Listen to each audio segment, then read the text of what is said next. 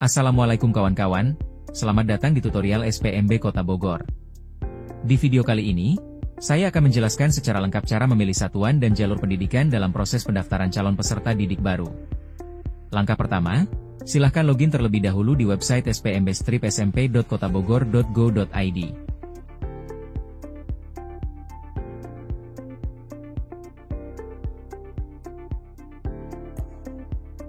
Setelah login, pastikan status verifikasi kamu sudah centang hijau. Kalau sudah, klik tombol hijau bertuliskan, pilih satuan pendidikan dan jalur. Sebelum memilih jalur pendaftaran, kamu perlu tahu dulu nih, kamu masuk ke kategori kakak Kota Bogor atau kakak luar Kota Bogor, dan sudah berapa lama terdaftar di alamat tersebut.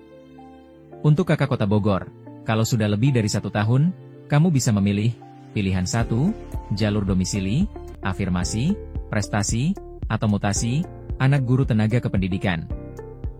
Pilihan 2, jalur domisili. Pilihan 3, satuan pendidikan swasta, opsional. Tapi kalau kurang dari 1 tahun, kamu hanya bisa memilih, pilihan 1, hanya bisa lewat jalur afirmasi, prestasi, atau mutasi. Pilihan 2, satuan pendidikan swasta, opsional.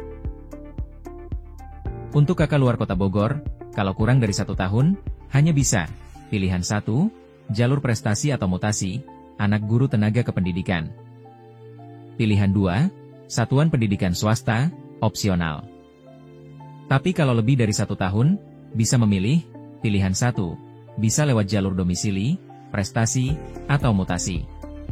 Pilihan 2, satuan pendidikan swasta, opsional. Jadi, pastikan kamu cek kembali keterangan hasil verifikasi dari Disdukcapil kamu, ya. Nah, untuk mempermudah, di tutorial ini saya akan mencontohkan proses pendaftaran untuk peserta dengan kakak Kota Bogor, yang usia kakaknya sudah lebih dari 1 tahun. Baik, kita kembali ke tutorialnya ya. Setelah menekan tombol tadi, kalian akan disuguhkan dengan tampilan form untuk mengunggah berkas persyaratan pendaftaran. Di sana terdapat beberapa jalur dan satuan pendidikan yang bisa kalian pilih. Dan di sini kalian bisa mencari sekolah tujuan kalian mendaftar.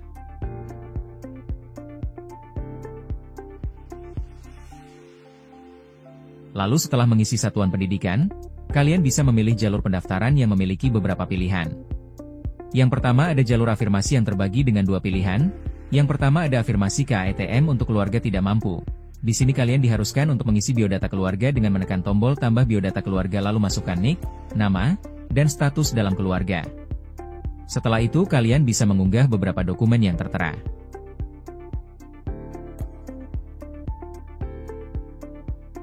Lalu pilihan kedua, ada afirmasi ABK yang wajib upload kartu penyandang disabilitas dan sebagainya. Jalur mutasi juga terbagi 2. Pertama, pindah tugas orang tua wali hanya untuk kakak yang usia kurang dari 1 tahun dan harus melampirkan surat penugasan dari instansi, maksimal terbit 1 tahun sebelum 2 Juni 2025. Kedua, anak guru atau tenaga kependidikan di sekolah tujuan. Dan untuk dokumen yang diperlukan adalah surat keterangan bertugas atau mengajar dari Kepala Satuan Pendidikan. Yang ketiga ada jalur prestasi yang memiliki 2 pilihan, yaitu 1. Prestasi rapor yang hanya bisa dipilih oleh murid peringkat 1-3 di kelasnya. Jika kamu berasal dari luar Kota Bogor, Satuan Pendidikan asal wajib isi form data rapor dari Dinas Pendidikan Kota Bogor. Berkas yang harus kamu siapkan antara lain, scan rapor asli mulai dari halaman depan dan rapor semester 1 kelas 4 sampai semester 1 kelas 6. Nanti kamu juga harus menginput secara nilai ke dalam aplikasi. 2. Prestasi akademik atau non-akademik. Di sini akan ada form tambahan yang bisa kamu klik dari tombol, tambah prestasi akademik non-akademik.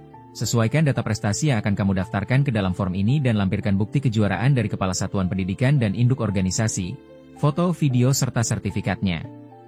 Jika kamu pilih jenjang prestasinya, berjenjang multicabang, kamu bisa memasukkan lebih dari 1 prestasi loh.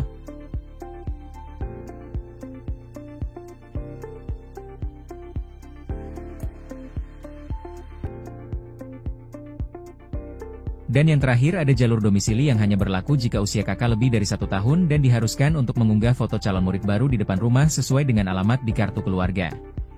Untuk mengunggah setiap dokumen yang diperlukan, kalian bisa menekan tombol bertuliskan unggah pada bagian sebelah kanan tabel setiap dokumen. Pada contoh kali ini saya akan memilih jalur domisili dan saya akan mengunggah dokumen yang diperlukan. Setelah memilih jalur dan satuan pendidikan pilihan pertama, kamu bisa memilih satuan pendidikan pilihan kedua dan ketiga. Pilihan kedua hanya bisa jalur domisili.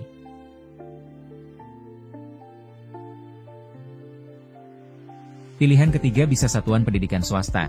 Karena ini opsional, kamu boleh memilih, tidak memilih satuan pendidikan swasta. Jika sudah yakin dengan pilihanmu, klik tombol simpan dan lanjutkan. Kamu akan masuk ke halaman konfirmasi.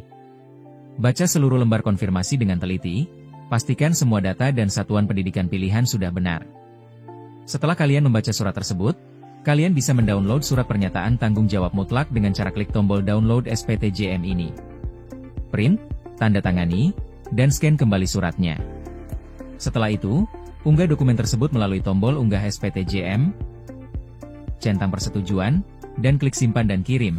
Tapi jika kamu masih belum yakin, bisa klik simpan draft dulu. Setelah berhasil mengirim, cek kembali ke bagian riwayat pendaftaran. Pastikan muncul status verifikasi satuan pendidikan. Itu tandanya kamu tinggal menunggu proses verifikasi dari satuan pendidikan tujuan.